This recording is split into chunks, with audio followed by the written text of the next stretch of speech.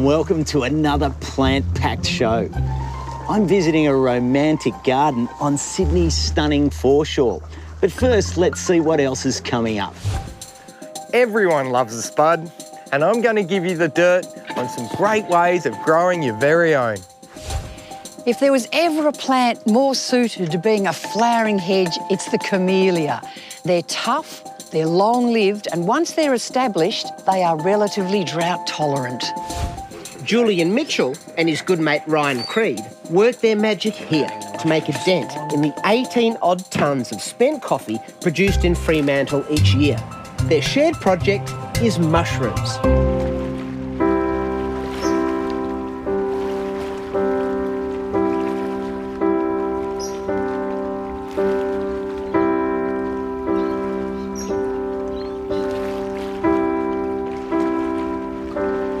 I'm here in a garden at the very edge of Cremorne Point on Sydney Harbour. It was started in 1959 by Ruby and Lex Graham, and they lovingly tended it for decades. One morning, an elephant ear bulb floated past, and he took it out of the pool and he put it between the roots of an old coral tree growing on the edge of the path. And after about a week, he said to me, "That's got a shoot coming out of it." So I got some dirt and put around it, and that's how it started. I've always been very aware it's council land, and sometimes I feel that we shouldn't have done it, but then nobody stopped us. These days, the gardens are maintained by Judith Raymond, a friend of the late couple and now employed by the local council to carry on Lex and Ruby's legacy. I knew Lex and Ruby when I was small. Lex died about 30 or so years ago. Ruby died 6 years ago. After Lex died, Ruby tried out a number of people to give her a bit of a hand in the garden, and she ended up settling on me. Lex and Ruby spent a lot of time in the garden. They'd be here some days literally from dawn till dusk. So this elephant's ear here is actually a direct descendant to the first one that Lex planted. That's correct. That was the first of many other plants to come.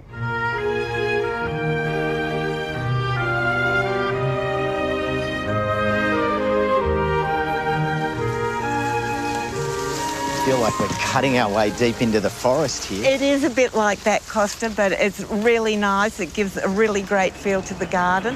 Is it true that this was one of Lex and Ruby's favourite trees? Yes, it is. This tree has been here since the beginning. You can see how it's worn smooth. Look at it. I can still see Lex standing against that from when I used to sit on the log there when we came down and have a drink of an evening.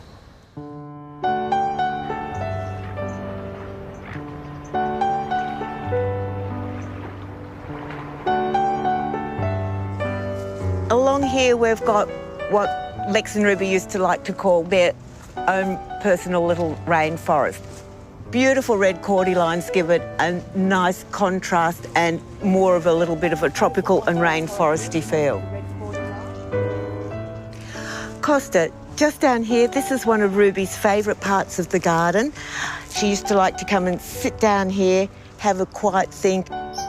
She planted this tree fern in memory of Lex, so she used to come down here and call this area Lex's tree fern.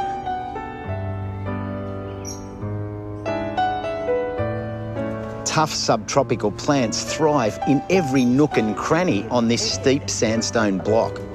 Down here, we've got a whole lot of clivias growing.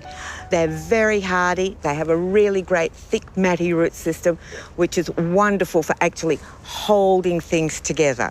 The other beauty with the clivia is that it does really well in the shade. And when mass planted, you can fill areas which other plants might struggle in.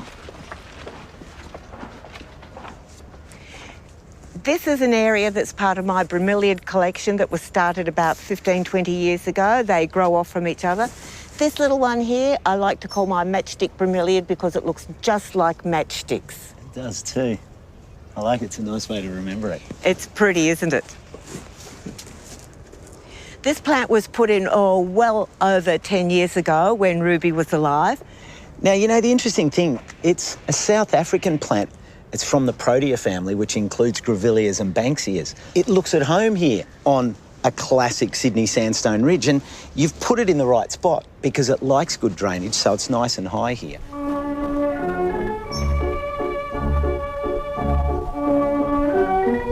Ruby always used to say, gosh, weren't we cheeky doing this on council land?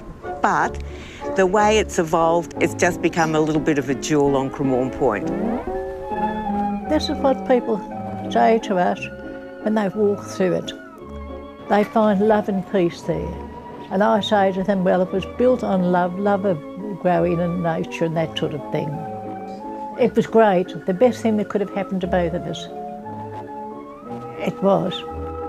For when it's moonlight over the Danube, I'll dream of you.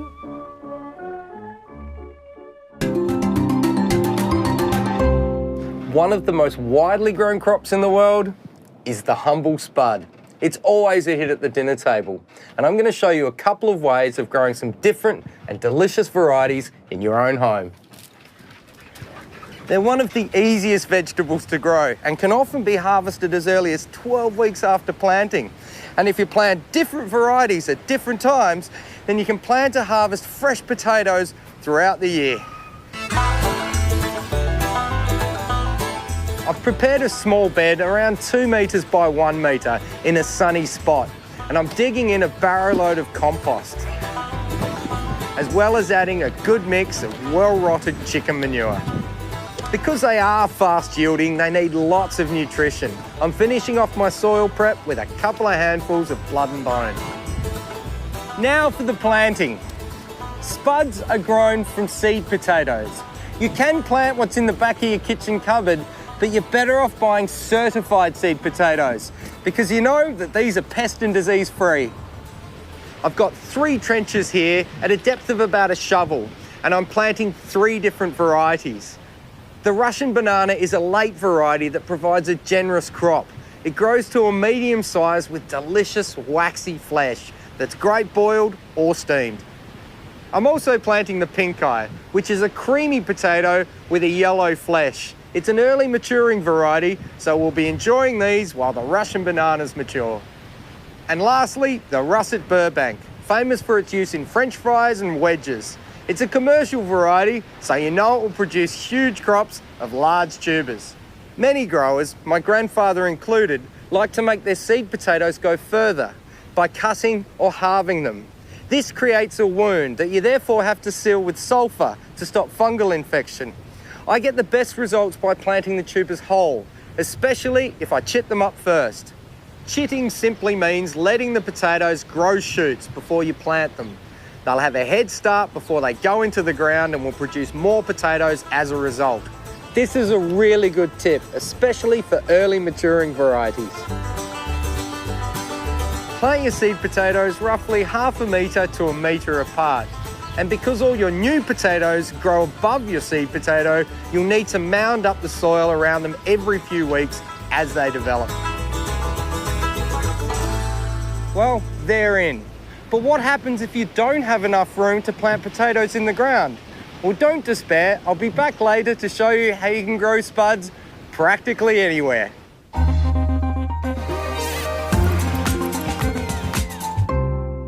If you like growing seeds for your vegetable patch, you might find that you end up with packets and packets of half-used seeds. Well, how do you know that they're still viable? Because they collect in your cupboard like nobody's business.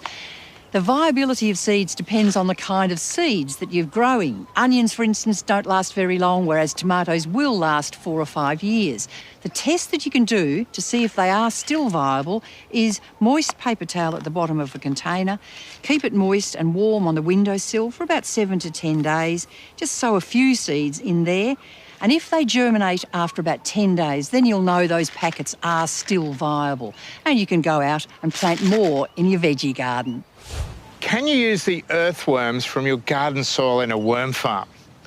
Well, you can, but you'll get a much better result if you use tiger or red worms.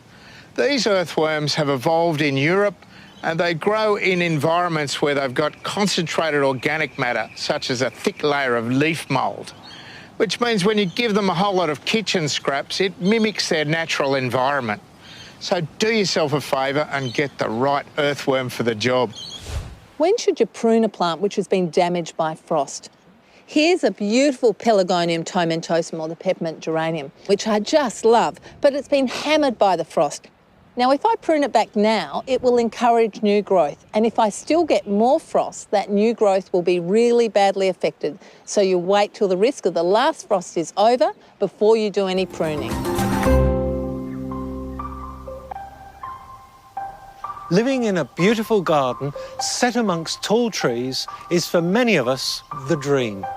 Jan and Jim Flanagan are living the dream. Their rather hilly hectare is only 40 minutes or so west of the Brisbane CBD.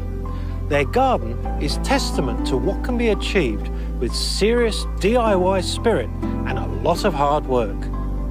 This is what I would call gardening in adversity. You've got a massive slope here. What is it? 1 in 3? At least, yeah. And your soil is small stones and large stones with a little bit of soil in between. This is rotten. It is. It's terrible soil. In fact, there's virtually no soil. So how do you garden?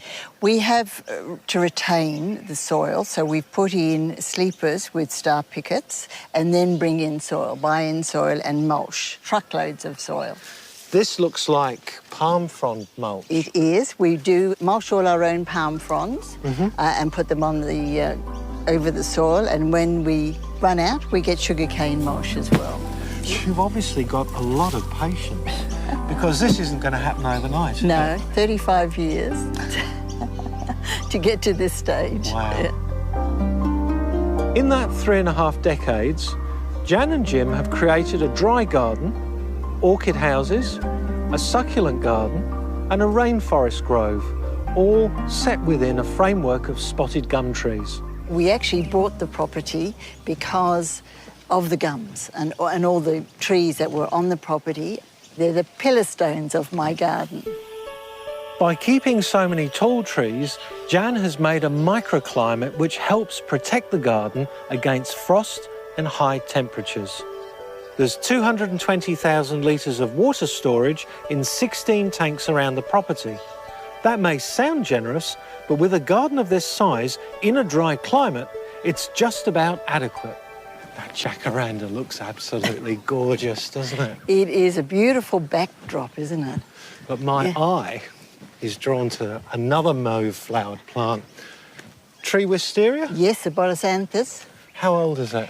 Be about 15 years old. Right. Very slow growing. That has to be the best colour I've ever seen in one of those trees. And I see you've got this beautiful dipsis palm. That rust and the white on the trunk. Beautiful. Should be used more in landscaping. Absolutely. And this is the rainforest area, which does take up a little bit more water, but worth it for the cool in summer. And what we've tried to grow here is plants that come from our rainforest area, like the native orchids. Jim has put the stump in here where we can hang them. And of course, the gardens are raised with the natural Hallidan sandstone rock.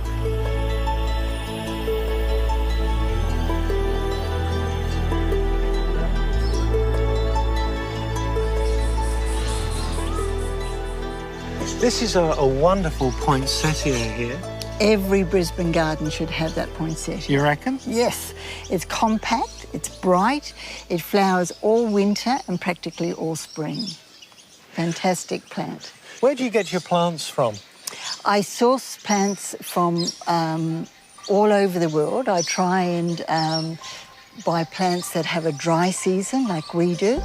So Mexico, we have the salvias, we have Phyllis's Fancy, the involucratas, Megan's Magic, lots of salvias. We can actually have a salvia in flower every day of the year. South Africa, the aloes, of course, which are wonderful on the slope. And from Madagascar, the dombayas. I have 4 different varieties of dombayas. Now, this is probably one of the nicest examples of brillantasia that I've seen anywhere. It is a lovely plant and fantastically drought tolerant. I have it on the slope as well. And when it's finished, you just have to cut it back almost to the ground because the new shoots are already coming up. So you do prune sometimes. I do. With all this mulch lying around, you'd think you'd have scrub turkey problems. Yes, you'd think so. Maybe it's Bella who keeps them away. Oh, an orchid house, how plush. Yes, this is for all the tender tropicals that don't like to get below 10 degrees in winter. So we can close the doors up and the windows up. And it's not heated, but that keeps enough warmth. And so we can grow Phalaenopsis in here. We also have bush houses, which we have the smaller plants and the plants that will take a little bit more cold in winter. Once they get flowering stage, we bring them out into the patio and there they can flower like the cattleyas. We have an orchid in bloom every day of the year. That's wonderful. Well, Jan, thank you so much for allowing me to have a look at your garden. It's a wonderful example of tough love in creating a really resilient landscape. Good on you. Thank you very much. Thank you for coming.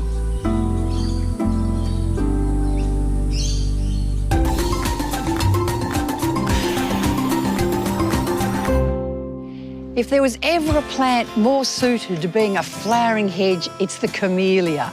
They are one of the most popular shrubs in all the country. They grow from Tasmania right up to the semi-tropics. And they're tough, they're long-lived, and once they're established, they are relatively drought tolerant. Camellia Paradise Illumination is a bright, hot pink hybrid cultivar that flowers in winter over a very long time. Camellias do prefer a semi-shaded aspect. Morning sun with protection from afternoon sun will be ideal. They love acidic soils, so mulch them with organic material and that'll do them no end of good. And for a knockout camellia cultivar, one that's more suited for a formal setting, you could hardly beat this one. It's Camellia japonica Shiro-chan. It's a Japanese camellia with double white flowers, and as with all japonica camellias, is better suited to shady spots in the garden. Shiro-chan has huge flowers and deep green, glossy foliage. Tip prune it after it finishes flowering in spring, and that'll help it keep neat and tidy. Being acid lovers, camellias love a fertiliser that's suited to azaleas and rhododendrons. If you're after a camellia that will tolerate a bit more sun, you should check out some new hybrids that have been bred over the last few years. Sweet Jane is a long flowering cultivar. It's been bred for Australian conditions and is tolerant of full sun. It'll flower for 3 months over winter into spring, and it's one of the longest flowering of all camellias. It's a japonica hybrid. It has white flowers with a distinct pink blush and dark green foliage. Just beautiful. So there you have it, 3 camellias that would make for a stunning hedge, and they'd suit a range of conditions around the country.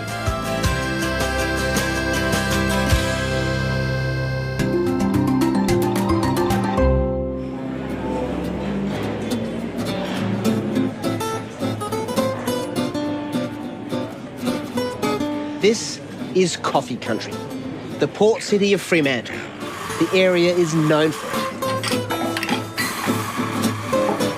Coffee, of course, means spent coffee grounds. Thank you, the byproduct of this. Now here's a scary little fact. Less than 1% of a coffee bean is actually used to make coffee. The rest is waste, and that means in a place like Fremantle, literally tons and tons of the stuff is produced every year.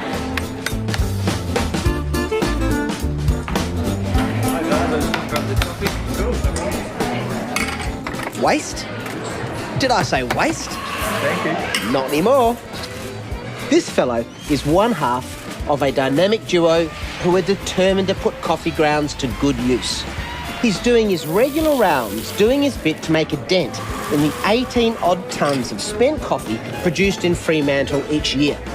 I'm hoping to tee up a meeting with Michael, who's connected us to some people in the restaurant. Julian Mitchell and his good mate Ryan Creed work their magic here, in this makeshift facility in Fremantle's light industrial area.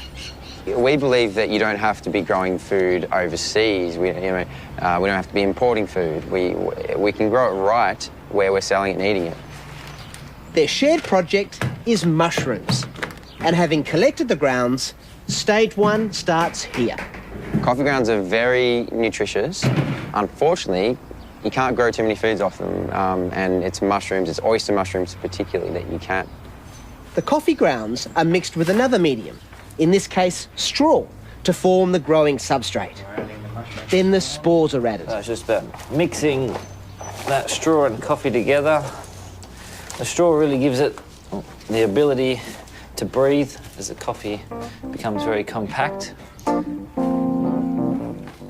That's looking pretty good. Now we're ready to bag. The beautiful thing about using coffee is that the heat treatment's already taken place, so the coffee's been sterilised through the machine. We're picking it up within a 24, 48-hour window, and then we're bringing it here, we're letting it chill, and then we're ensuring that the room that we mix and inoculate everything with is really sterile and really hygienic. And then once it goes into the room to be, I guess, growing throughout the bag, we need that room to be really hygienic as well. Next, the packed bags are moved into a grow chamber made from a retrofitted sea container. The container's perfect because it's insulated and it can hold the heat or the cool that we want. And so this is high humidity, lots of fresh air, and a very sterile environment. The fungi of choice is oyster mushrooms because they are more resilient than some other types and because they happily grow in coffee grounds. We're doing a lot of playing around with coffee sawdust, coffee straw, coffee brewery waste, coffee recycled paper, coffee on its own with different strains, but typically we're getting around 1.5 kilos per bag.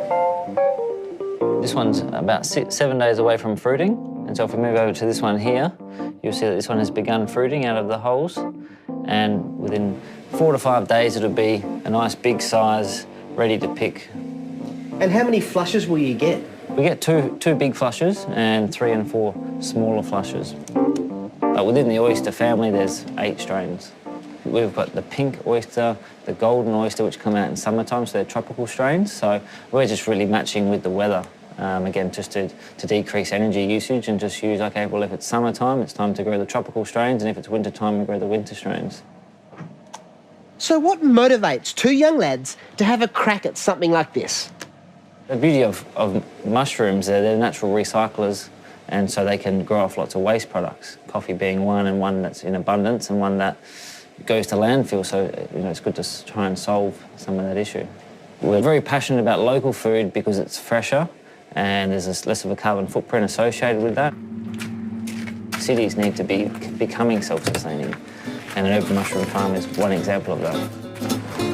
And the cycle of this story is complete when the oyster mushrooms are returned to the cafe where the coffee grounds came from and handed straight to the chef. There you go, Sean. Wednesday's delivery. Awesome, thank you very much. Yeah. Still want a daily delivery? That'd be perfect, yeah. Going through a lot of these at the moment. Awesome.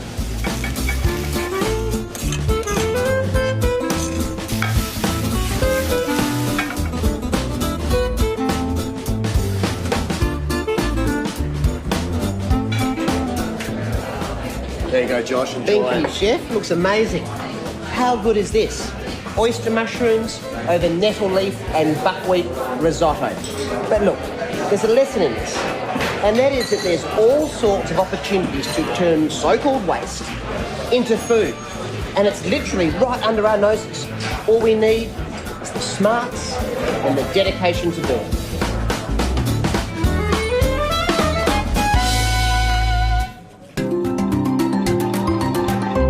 So we've looked at how to grow spuds in your patch, but what happens if you don't have that much room? The good news is you can grow potatoes pretty much anywhere, from your balcony to your back porch. All you need is an old Hessian bag, some compost, blood and bone, straw, and of course, your seed potatoes. Start by mixing your compost with a little bit of garden soil. Fill the base of your sack with a layer of about 15 centimetres. Then add your seed potatoes. Cover them with more soil and compost mix to a depth of about 7 centimetres. And then add a couple of handfuls of blood and bone.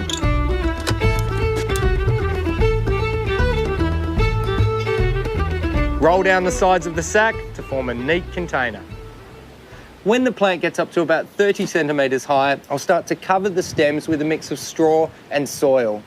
And then as the plants grow, I'll undo the bag. Just as it's important to mound up around spuds in your veggie patch, it's also important to mound up around the spuds in your bag. Because the more you do that, the more spuds will form. Water the bags in well and leave them in a sunny spot.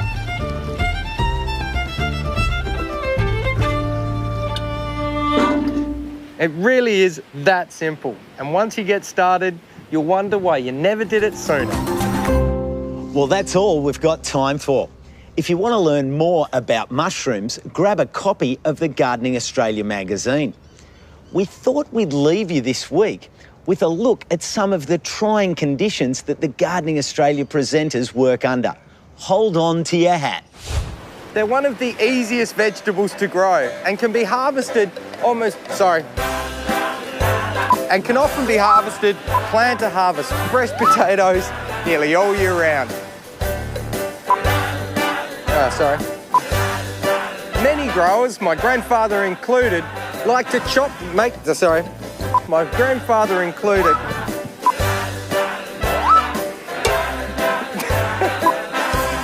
Many growers, my grandfather, well, they're in. But what if you don't have enough room to plant potatoes in the ground? Well, don't despair. I'll be back later to show you how you can grow spuds practically anywhere.